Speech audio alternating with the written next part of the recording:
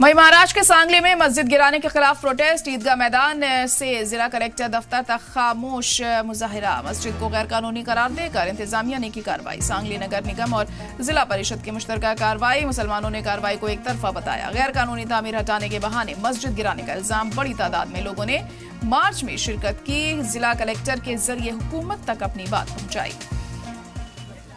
तो अहम खबर इस वक्त बता रहे हैं आपको। यहाँ पर महाराष्ट्र के सांगली में मस्जिद गिराने के खिलाफ ये प्रोटेस्ट देखने को मिला है। ईदगाह मैदान से जिला कलेक्टर दफ्तर तक खामोश मुजाहिरा किया गया। मस्जिद को गैर कानूनी करार देकर इंतजामिया ने कार्रवाई की। सांगली नगर और जिला परिषद की मुश्तरका कार्रवाई ये देखने को मिली है। गैर कानूनी तामीर का इल्जाम लगाया गया है इस मस्जिद पर, लेकिन लोगों में नाराजगी है और उसी के चलते बड़ी तादाद में मार्च किया गया। यहाँ जिला कलेक्टर के जरिए हुकूमत तक अपनी बात पहुंचाई।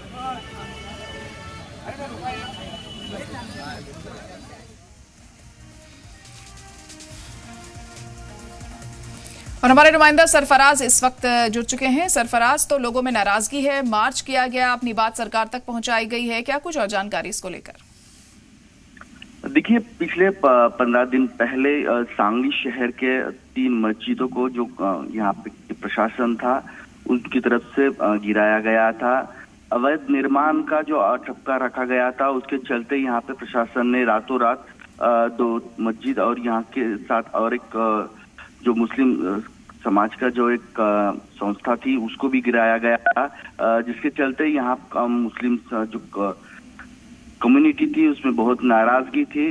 प्रशासन ने जिस तरह से जो कार्रवाई की थी उसका जो है उसका गुस्सा जो था वो मुस्लिम समाज में बढ़ गया था और इसके चलते यहाँ पे ये प्रशासन के खिलाफ नारेबाजी न करते हुए मुस्लिम कम्युनिटी ने मिलकर यहाँ पे रास्ते पे उतर के प्रशासन के जो कार्रवाई की गई है उसका निषेध जो है वो किया गया है।